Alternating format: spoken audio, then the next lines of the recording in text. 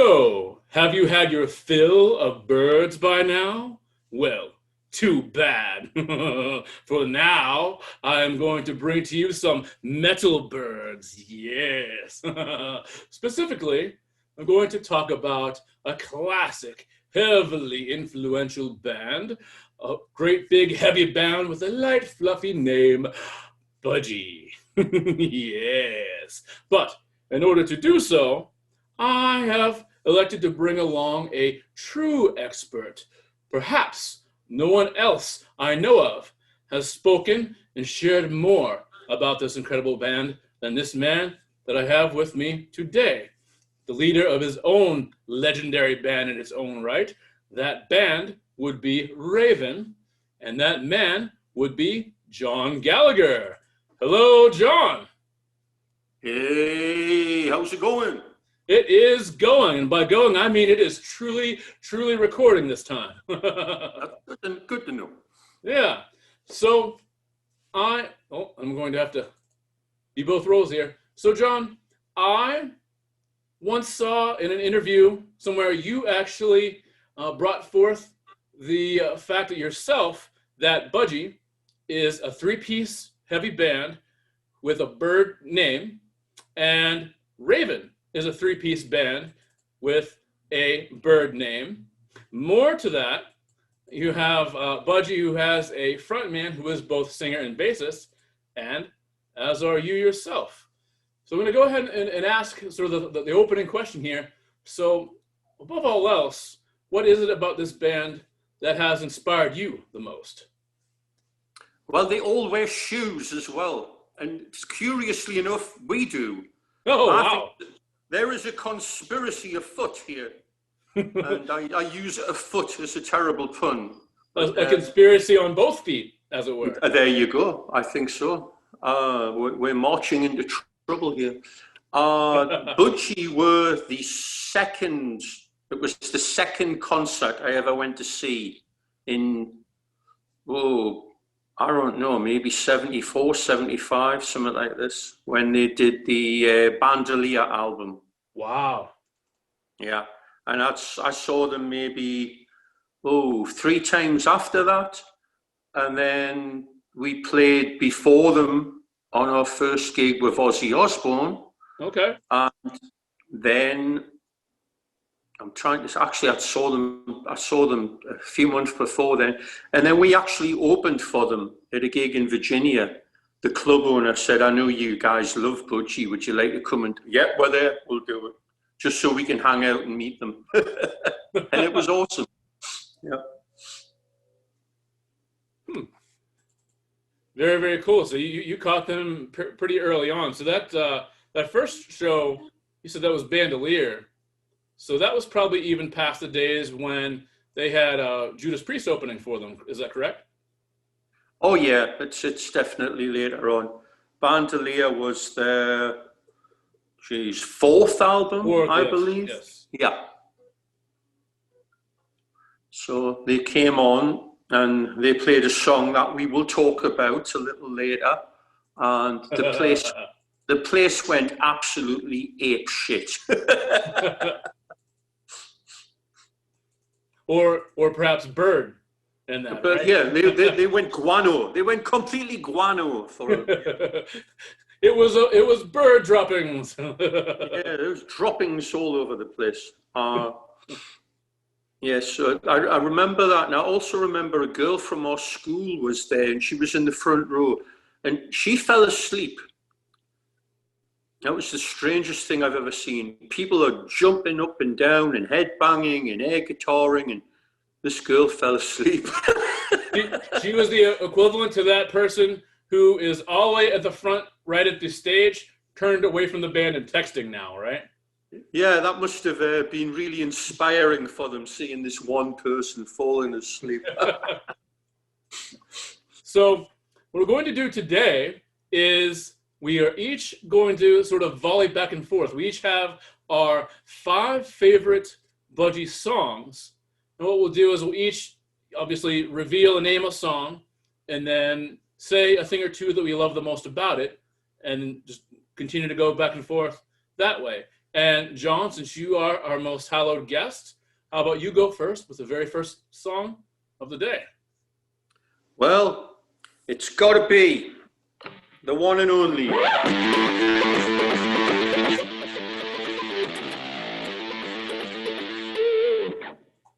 Red Fan. Yeah. That was the song they opened up with, and the place went absolutely mental, absolutely crazy. It's just an iconic riff, straight out the gate. It has that weird hippy-dippy quiet part in the middle, which the great thing about it is, you know, it's going to get loud again right after it. Right. But that's, you know, in your face. It doesn't get any more basic or straightforward, just roaring out the gate. Just iconic. Burke Shelley with his ripped jeans, his silly glasses, his long hair, the precision bass, the coil cord, and the 4 Vox cabinets with the cloth shaking because it's so loud. You could see it flapping in the breeze. They were loud and they sounded great. Absolutely. So that's my first one. There you go. Nice, nice. A very, very good one there. And it's one of those songs that it's so heavy, you almost can't believe it is as old as it is. Maybe that's just me. My head, it sort of instinctively puts heavier songs at sort of a later date, but that is far from the truth. That's definitely one of those songs that is sort of the front runners of the really, really heavy stuff. Well, you know, I think you can date production, you can date sound effects, but good music has no expiration date and is timeless. And it's just great music. Simple as that. That's why it stands the test of time. Very good stuff. Well, I'll go forth with my first song on the list here. And the one I chose, this might be an oddball one, but I am choosing the song Gunslinger off of their Power Supply album. And I'm picking this because sometimes I feel like a lot of people might have some trouble getting into some of their heavier stuff, or not heavier, but their later stuff. But this album I have enjoyed, but in particular, this one song really stood out to me because, to me, this was a real front display of, you know, at the time, John Thomas had become the new guitarist. And I felt like this was a very good display of what he could bring to the band. It starts out kind of almost mellow and basic. I mean, it sounded very much like a typical mid to late 70s Budgie, but then it has this sort of eerie, weird breakdown. And the thing I love, you know, probably the most about Budgie is just the weird turns they take in their music. And there may have been a little bit less of that in some of their later albums. Some of them were just more straightforward, more power. But this was one of those sort of like a return to that classic weird Budgie, you know, where it starts out as one thing and then has that weird, you know, distorted exchange and quite long for some of their later work. So. Yeah, they were very influential to us with those left turns in the music. The only thing is they would usually take a riff and beat it to death over like 3 or 4 minutes. So that part we didn't go for, but the wacky changes and, you know, something like, you know, You're the Biggest Thing Since Powdered Milk, where halfway through it literally goes into another song. Right. You know, What Kind of a Woman, that part. Right. Brilliant. It's like, why not? You know, just push the button, change. All change, go to the next thing. But yeah, John Thomas was great. He was, you know, he carried on the tradition from Tony Borge and was just as heavy, did his own thing. He was cool. Mm-hmm. Yeah, excellent stuff. I love all the influence that it has. And like you said, just sort of the unexpected changes on there. And yeah, so Gunslinger is my first one. And then I guess on to you. On to me. Ooh, can I even do it? I can't even play it on here. But I can play one part of it.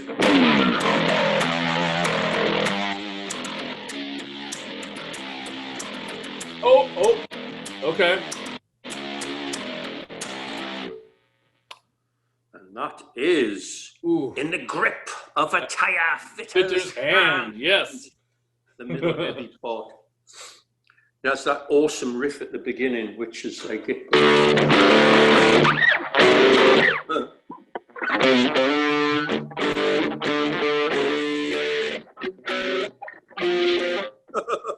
I need an extra string. I'll figure it out. But the intro was always going da da da, and then da da da, left right, hard pan. It was like, whoa, that really woke you up on the headphones. It's just one of those titles. They had the best titles, absolutely ridiculous, always full of puns, you know, like You're the Big Thing Since Powdered Milk, In the Grip of a Tire Fitter's Hand, and Neggin, you know, and Yes, again, yes. and again, And again, and again. And of course, if I were Britannia, I'd waive the rules, Right. instead of rule the waves.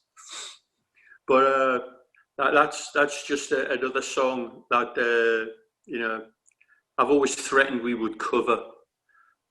Great lyrics, all obviously about being out of control and somebody manipulating everybody from up on high.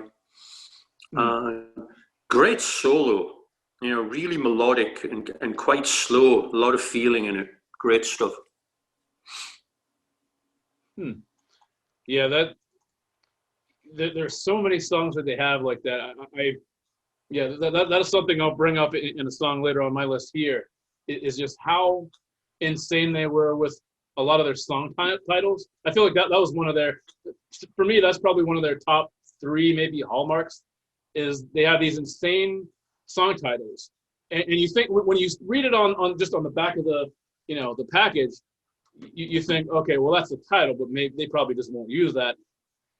I feel like every single time they have this gaudy title, they will find a way to put it into the chorus, and it will work. It'll work exactly as it's supposed to. Yeah, nearly all of them. It's true. Yeah. Yeah. So my next song I have is Black Velvet Stallion from their. Oh yeah, just cited it. If I were Britannia, I would waive the rules. And the last track off of that album, Black Velvet Stallion. And I choose that one because for me, I find it's a very haunting song. You know, there's nothing particularly heavy or fast about it throughout most of it anyway. It just has this real kind of slow but sort of creepy and eerie build, and also very experimental, you know, to the point in the liner notes, you know, I read how, you know, because the whole song ends, it has this sort of crescendo build-up going towards the end, and there's this big loud bell. And Burke wrote about how they had this huge bell, and I guess they pounded it underwater to get this really weird reverb effect. It's funny because now I'm sure you can use a program on the computer and sort of, you know, jerry-rig and mimic for that effect. But the fact they went out of their way to drag this huge thing and experiment with it in water, and I believe they did so outside. And the last thing, you know, I'll say that I love about this song is it drives home. The thing about Budgie, again, that makes him so weird is not only did he have the name of a bird, but I feel like, it might just be me, but I feel like I keep getting these little sort of bird motifs all through, like even just Tony Borges guitars, I feel like more often than not will mimic sort of bird squeals, whether it's intentional or not. And at the very end of the song, it's all done. Just because they're recording a certain part of it outside, you hear actual birds chirping. And it's the first time I think I had ever been sort of creeped out by regular chirping birds. I remember that, I think it was the second time we saw them.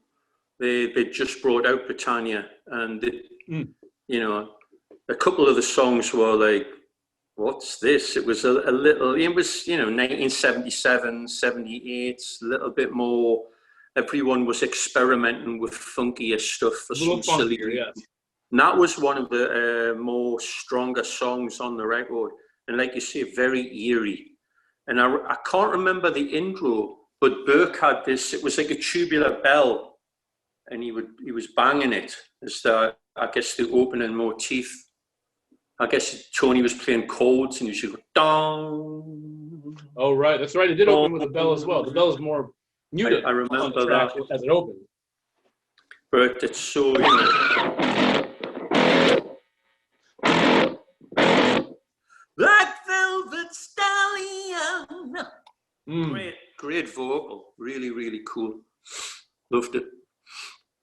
Yes, very, very, very powerful, and a great way to end an album too. Like I feel like that is part of the genius too. Like sometimes, you know, I'm not a musician myself, so I can only imagine, you know, how many times tracks are put where they're put because you're out of time, and how many times they're put there like a chess piece. And this is one of those times where I could not imagine a more perfect way to end an entire album.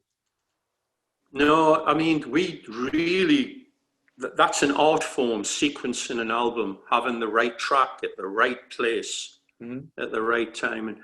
And it can ruin that album's experience. There's albums out there. We've done one or two where just one or two songs, if it's switched around, changes that whole full experience totally.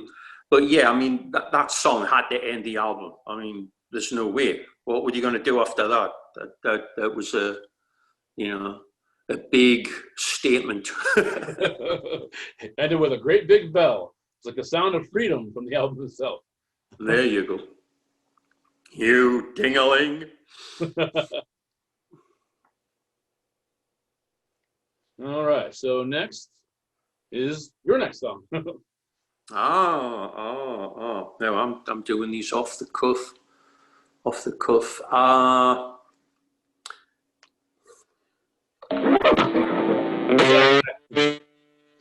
off the top and I planned a little bit. In for the Kill. In for the Kill, which is where Ray Phillips had left, and they got Pete Boot in on drums, who had a very thing going on all the time. But a crazy album. But that song was just right out the, you know, just one of those killer riffs with a, you know,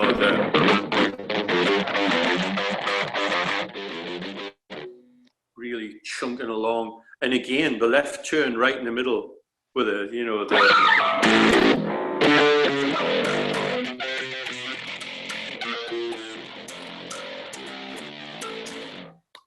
and then into the,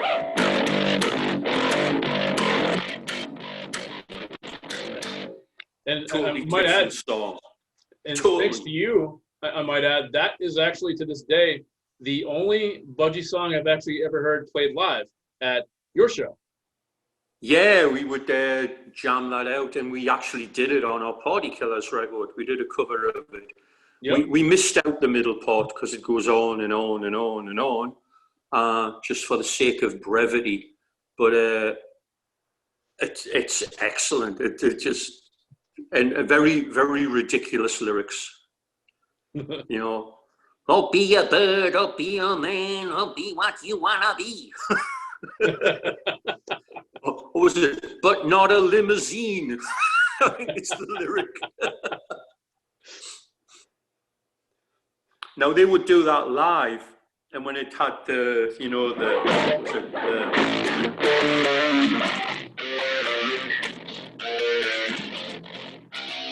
it would go to, what kind of a woman? It would go to that part out of was it You're the Biggest Thing Since Powdered Milk? Baby, and then they would come back In for the Kill. Oh wow, okay. Bizarre. Yeah, that was their arrangement on that. Very strange. I never even thought about what some of the medleys must have been like. Yeah, I mean, when you think both, I mean, that song, both the songs are written, they're almost written as medleys. Right. They say, well, I've got this song, let's glue them together, because why not? And you get two for the price of one. Very nice. Yeah, that's very true. I often, you know, it's funny, I do not always think about that.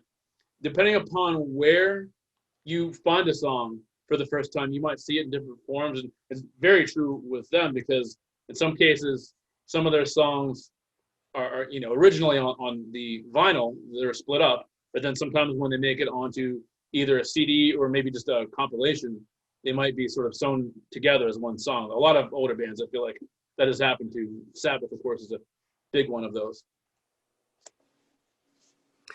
Yeah, I mean, Sabbath is pretty much the innovator with that kind of writing, where they would just change gears and go off into something different, and then come back to it. Budgie just kind of stretched it out, and instead of like a part, like where you've got like Iron Man, where it speeds up for the solo and then comes back.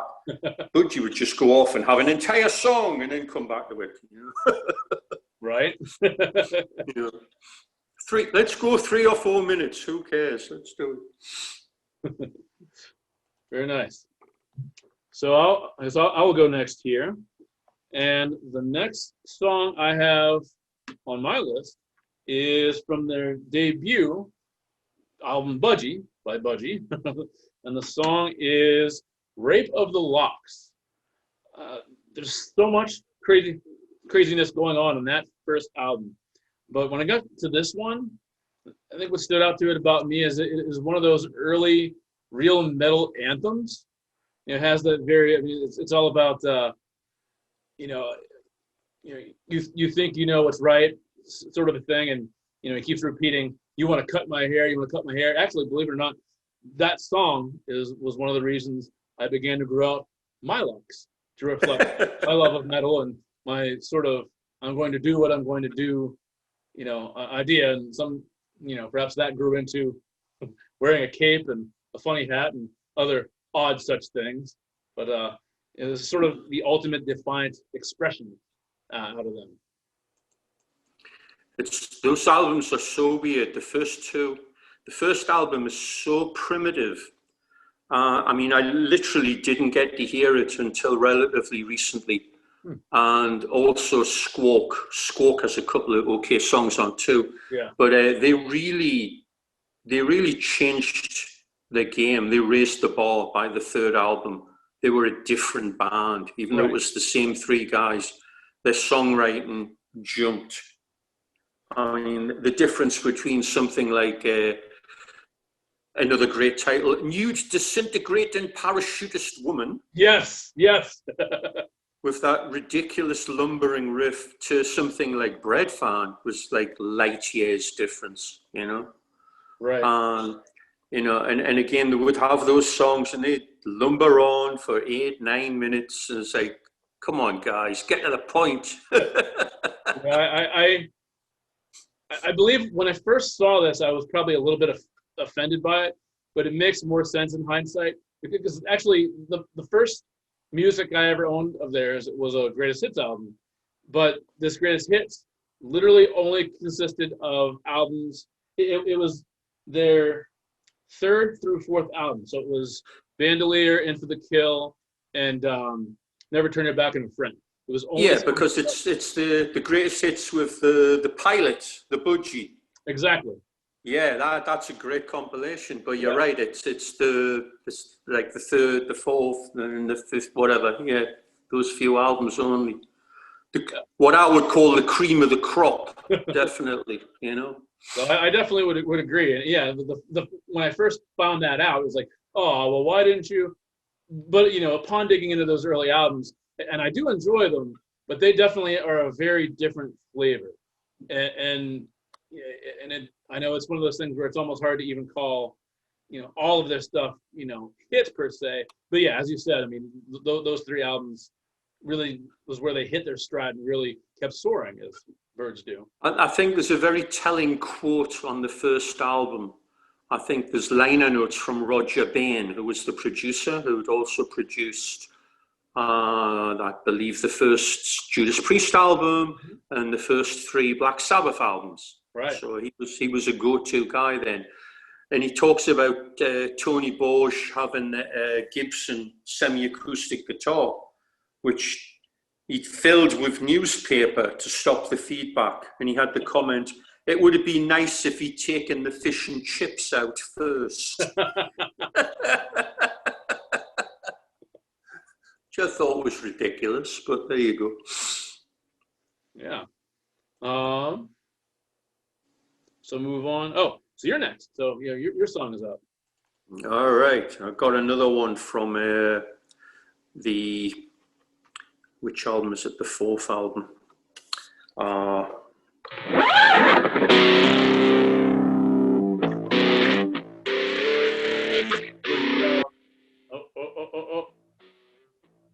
I'm cheating a little bit. Not really, because it's not the right one. Gotta love it. Zoom Club. Zoom Club. There we go.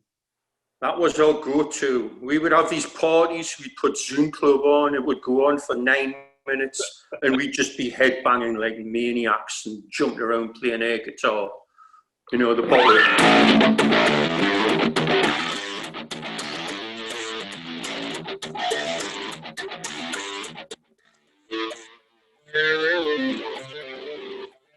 I always call that one of the perfect songs for a road trip. Brilliant. And that actually sounded like they used a loop. You can kind of hear it fading from one drum pattern to another. So I think that they just had a loop going. It's at one point. It's very weird. When it comes out of the solo, you can kind of hear it happening. And that was the first time I'd ever heard that. And you were like, oh, they're doing something strange there. I could hear that. But apparently it's about a club in Frankfurt that they used to play, that a lot of American GIs used to go to. And they had a wonderful time playing this one club. And that was the inspiration for the song. And of course, that was a monster song for them live. They would just, go off into outer space. Right. Good stuff. Yeah. That one is interesting because I usually lead more towards the longer sort of running songs. I feel like that was one of those songs that probably took me a little while to get into, but I appreciate, again, I call it a road trip song because it is one of those songs for me where I sort of just, park my brain back into my head and just sort of coast with it. It's a very good mental coasting song for me. It's one of those songs. There's so many songs that are like that usually are a little longer.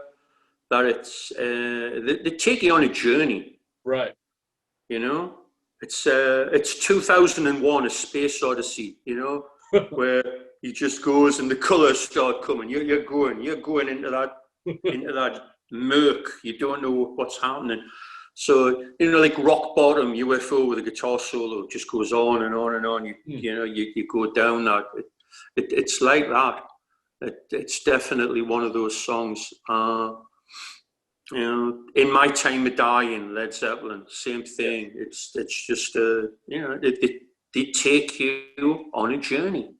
Right. Which is it's a magical thing about music like that, definitely. Yeah.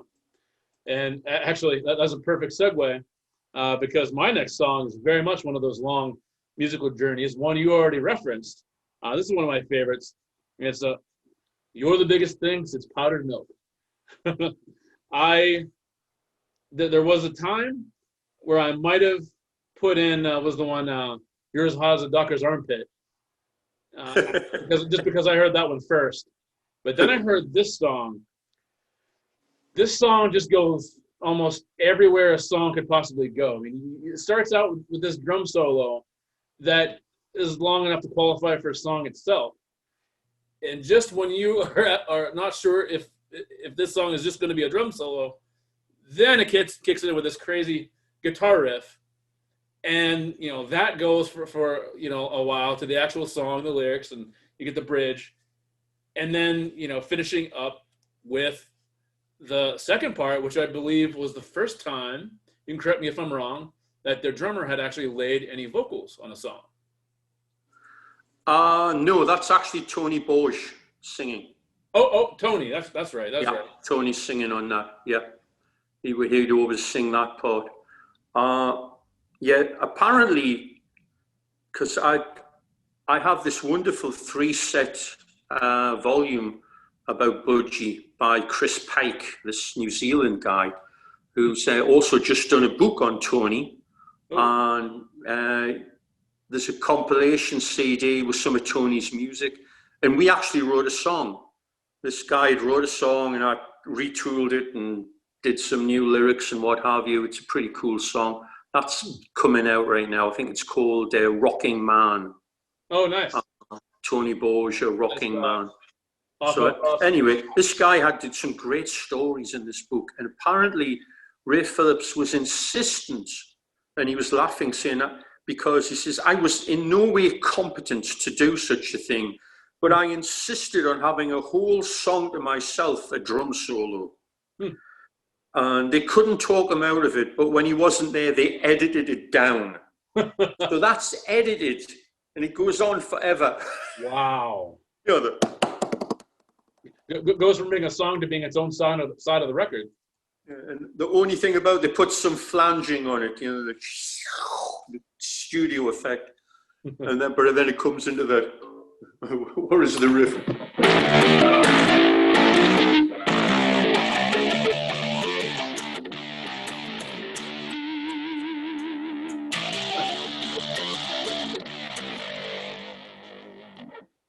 Such a dirty guitar sound going off into feedback.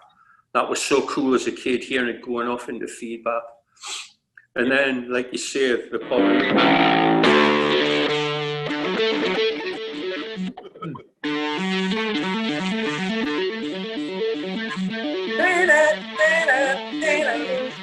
Guitar riff. What kind of a woman? Right. Yeah, and then straight into that part.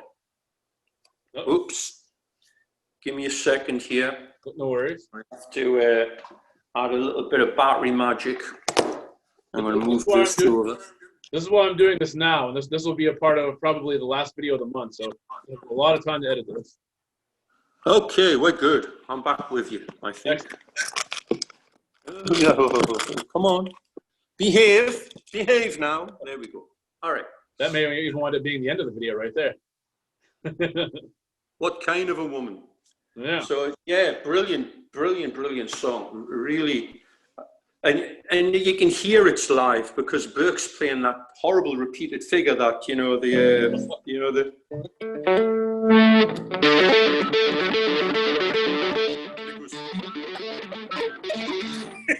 screws up, and it doesn't matter.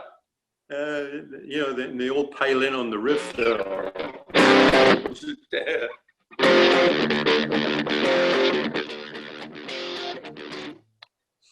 And such a great melodic solo, and he does the Tony Iommi thing where there's two solos at the end.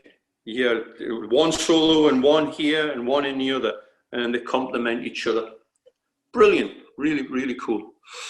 Because no one else is going to play over Tony but Tony in either case. There you go. All right. So I believe the next song is yours. And is that your fifth one? I think it will be my fifth one. Okay. Which one are we doing for? Oh, yes. Oh. Can we do it? Can we cheat? Can't do it on.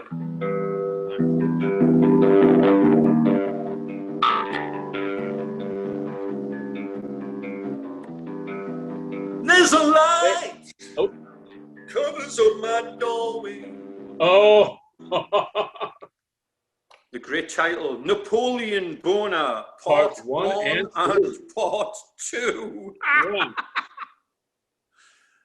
Oh, and they played that song on that first gig we saw them, and we were just amazed. It was so beautiful. And then the riff that came in was so evil and so out to lunch. And as you hear on the record, it has these parts where it goes like da da da da da da with the echo building and building. And Tony had his echo unit, and they did that, and it was basically just like the record, especially the part like and does it the second time where it's like longer, and it just cranks the feedback on that echo. Mental, absolutely mental. So cool. It's such a great song. And I saw them open for Ozzy. It was a month or two before they came back around, and we actually got on the tour and did 4 of the dates. And I was late coming in. When I came in, they'd just started Napoleon with John Thomas playing. No. And it was Perfect. brilliant. Oh, it was brilliant. It was so good. So good to hear. Yeah. And that's a classic, you know, and that's that 2-song thing, but it's more logical, you know, where right. It's like a quiet intro and it builds and then boom, you got the punch. Right. Have you ever actually listened to just Napoleon Bonaparte 2 without 1? I don't think there is a part 2, unless part 2's, I think part 2's the heavy part. Right. You know, yeah, I believe on the original record, I know on the CD, they appear separately. When I first heard the song, they were together. So I'm not sure I even knew that they actually were ever separate at that time. I don't think they're actually. I think it's just an excuse for the pun. Right. You call him Bonaparte 1, part 2. Typical Budgie, of course. Typical right. Budgie. Yeah, very, very good stuff. That song is amazing. And again, that was the song that had to end that album. That was the ultimate one. And of course, at the end, you have da da da. Yes. You hear his voice just going. These are the little things we would hang on and listen for, the little bits of weird ear candy. Predating the song ending of Fried Chicken by a sizable bit, I believe. There you go. Gimme fried chicken. There's another weird thing. I'll jump on one more song here that's on that album. Is Breaking All the House Rules. Yes. Which we used to play. We used to play in the clubs for years. That's another awesome song, which if there was a 6th one, I would have put that one in. But there's a part in the middle of that goes...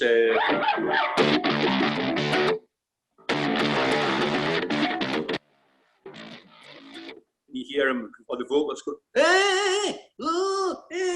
and you hear it. Yep. Louder. And then you hear it. And I know for a fact that's a phenomenon called print through. When they recorded on 2-inch reels of tape, if they wound it the wrong way, some of the information on one bit of tape would transfer onto another piece of tape.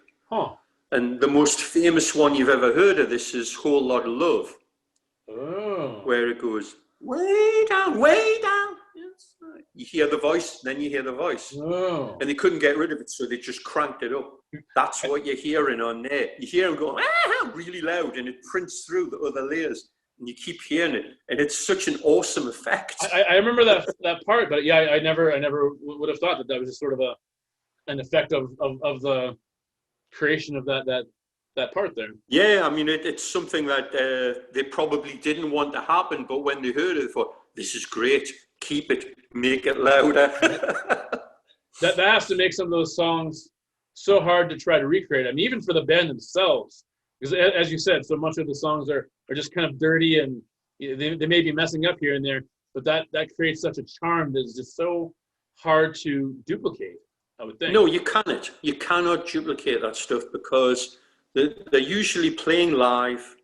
The vocals are added afterwards. They're playing live. There's push and pull between them. And even the sounds, they're probably playing in the same room. So you're hearing guitar on the bass track and bass on the guitar track and guitar and bass on the drums. And it all kind of like mushes together, but it works. It's not today's clinical click track, totally separated. Come back to it 6 months later, let's change this. You couldn't do that with that stuff. And the band recorded it in New York. That's the magic. Recorded it in California. Yeah, that's the magic of having limitations. Sometimes you transcend those limitations and you do more. You know, when you've got all the options in the world, sometimes, you get lazy. Right. But when you're confined to a certain number of tracks and a certain amount of time and you got to do it for real, Right. Sometimes that way, you know, it's like crushing coal. You get a diamond. A little bit of pressure. It's like sometimes you get lazy, and sometimes you have all the technology and time and money.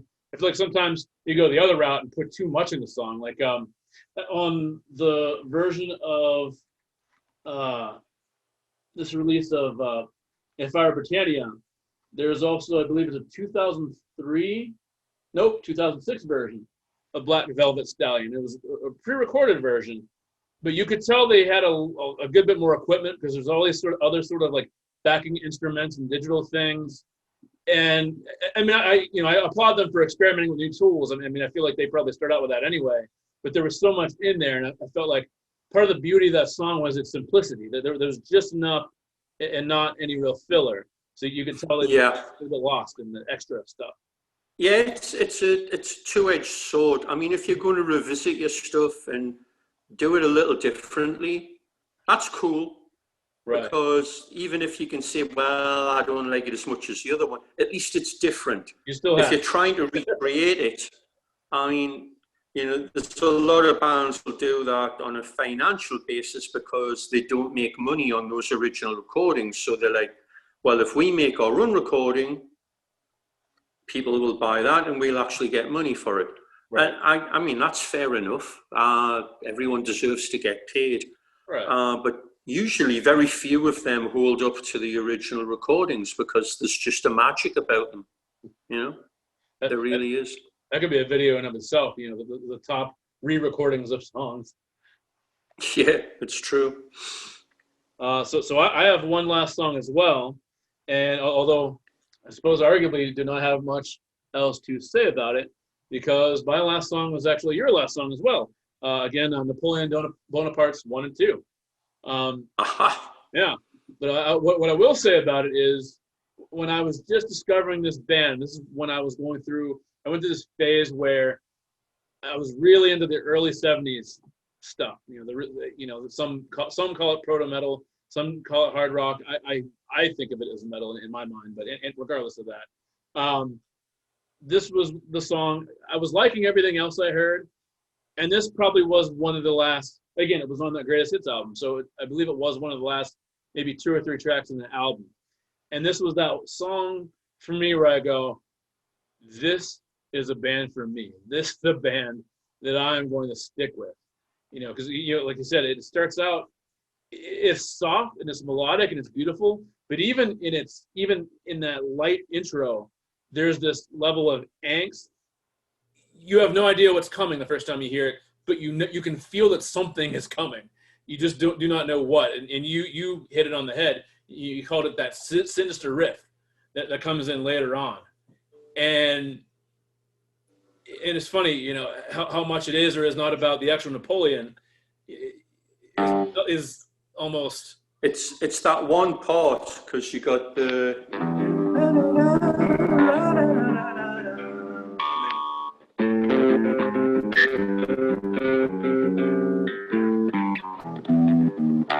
And then it goes.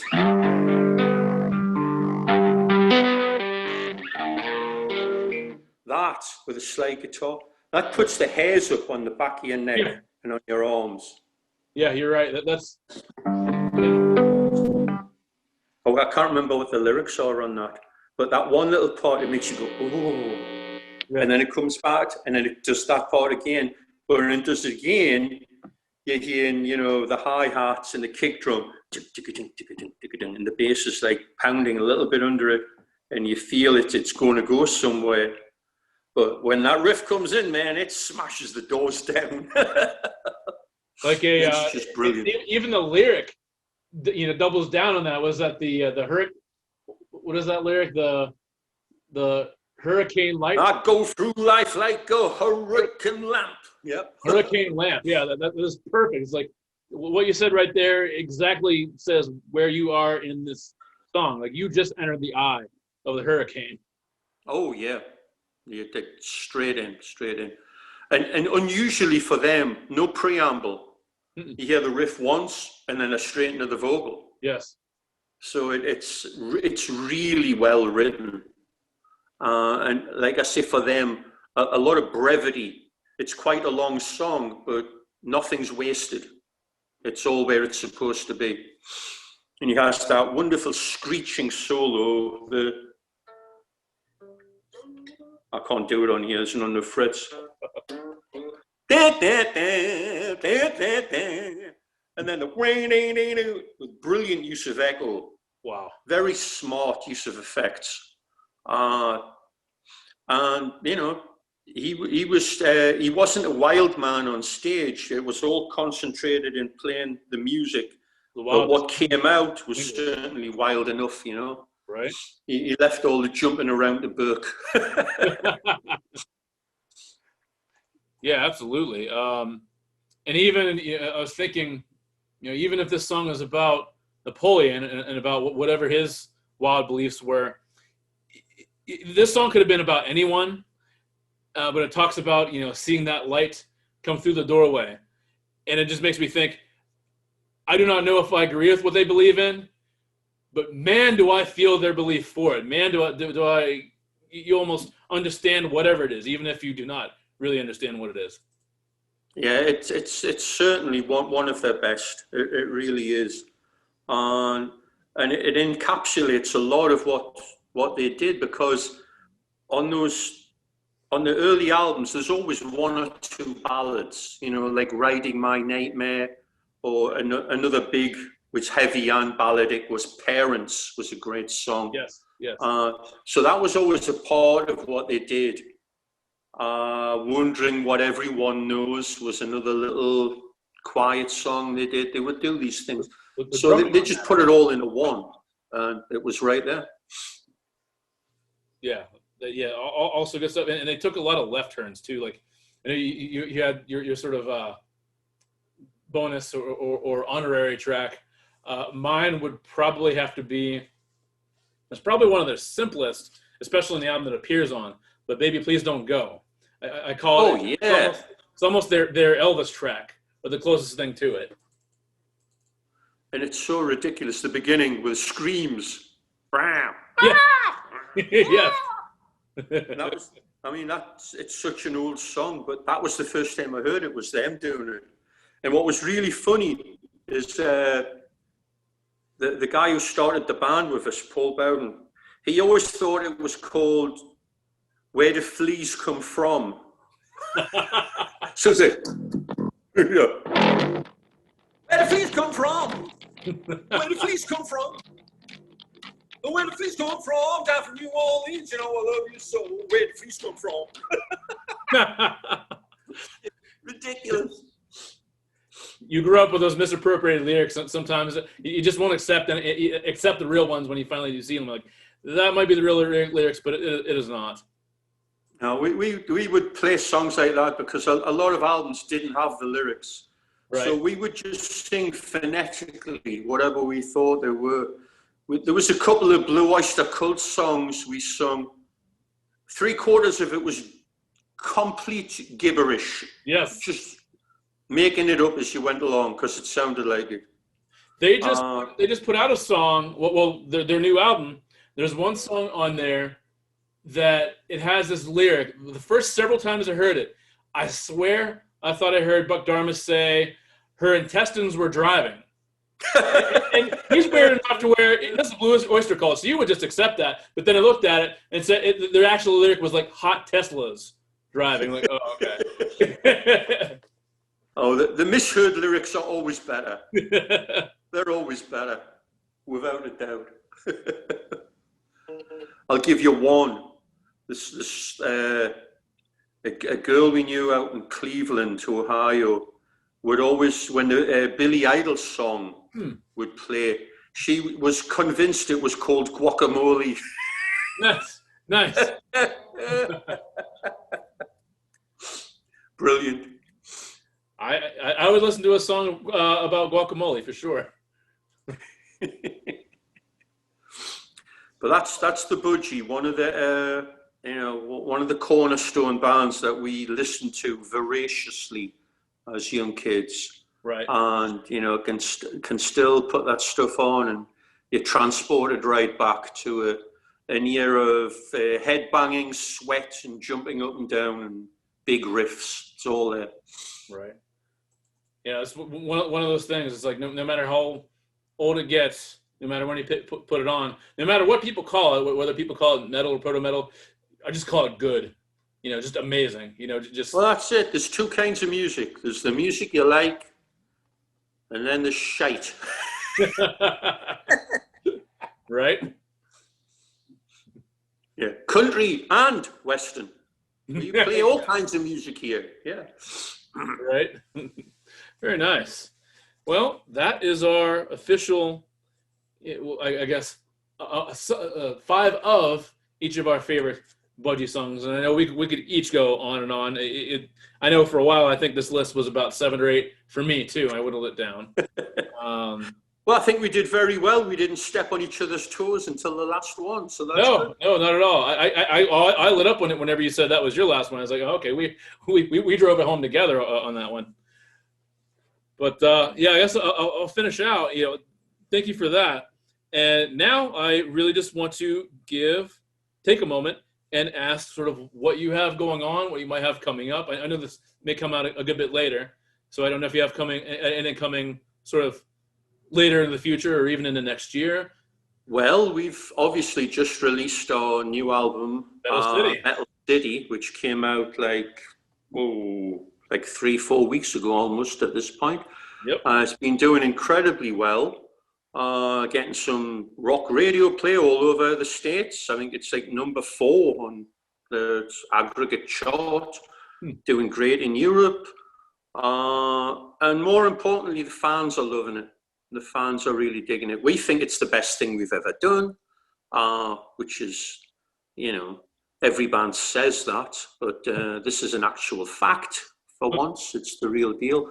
The reviews have been unbelievable because, if the reviews are good, it's great. If they suck, who cares? But it's great to have a consensus, like maybe 50, 60 reviews. Right. And they're all giving it 9 out of 10, 7 out of 8, 4 out of 5, this kind of thing. Right. It's, good to know. And for a band that's been around as long as we have, I mean, from 1900 and Frozen to Death till now, 46 years. 46 years. I can't get my head around that. Wow. And to put out an album this good now, there's not many bands doing that. In fact, the only band I could say that's done that recently is Blue Oyster Cult. I think what I've heard, their new album is the best thing they've done in like 30 years. Yeah. It's like unbelievably good. So that's cool, So it's throwing down the gauntlet. We are set to do a European tour in February, all things being equal. Right. And if all things are not equal with this damn scamdemic, we shall postpone it until they are. And as soon as things are open, which please God, after tomorrow, open everything up. we can dream, can't we? Right. Hopefully this nonsense will be taken care of and we can all get back to some semblance of normality and we can go and see some great live music. Because there's a lot of musicians out there dying to get out and play, and a lot of fans dying to get out and have a good time. So hopefully we can put it all together. Definitely. Absolutely. And yeah, we definitely look forward to a triumphant return into, whether it's normal or a new normal or maybe even a better normal. I mean, who knows? In the meantime, though, I mean, I could definitely thank you for, I'm certain you've been working on this music long before anything that happens now. But something I've said all year round is, as rough as this year has been on music, in a lot of cases, live, obviously in particular, there have been so many really good, studio releases this year. A lot of really good music. I mean, we both kept talking about Blue Oyster Cult. It's like it took a pandemic to finally get another Blue Oyster Cult album out, and it's brilliant, and there's so much more, and now you guys are doing it, and let me just say, Metal City, I have a particular weakness for metal anthems. I do not care what it is, or even if it's something off of like a Turbo type album. if it's a song that has metal in the title and it's that kind of anthem, I am all for it. So that had me excited from the moment I heard that title. Yeah, we got a couple of those. There's Metal City and Battle Scarred is a bit of an anthem as well on there too. So we got that cornered, that part. We got that part set. But, the idea was to have 10 songs, not too long, not too short. Boom, boom, all killer, no filler, all the way through. Every note counts. And we succeeded. And, bringing Mike Heller into the band, he's just a shot in the arm and he plays phenomenally on it. And and we upped our game too. I'm really happy with the singing. Mark plays some killer guitar on there. Right. I get to fool around and play some crazy bass. But, it all comes down to songs, and they're good songs. If you got the good songs, everything else comes forward along with it. All's in the place, as they say, huh? Yep. That's more than half the battle if you've got the songs. Right. Or in the best way possible, comes crashing down with thunder. There you go. Plenty of that. Yeah. All right, John. Well, I appreciate you flying on in to discuss the Budgie with me. Always great to talk about a bird band with a fellow bird lover. Anyway, we'll work on those things. But yes. I'm a horny phologist. Yes. So grateful to watch this band like a hawk with you. Thank you so much for sharing your input and your wisdom and your insight, as well as your playing on the go here. All is very much appreciated. And thank you for being you.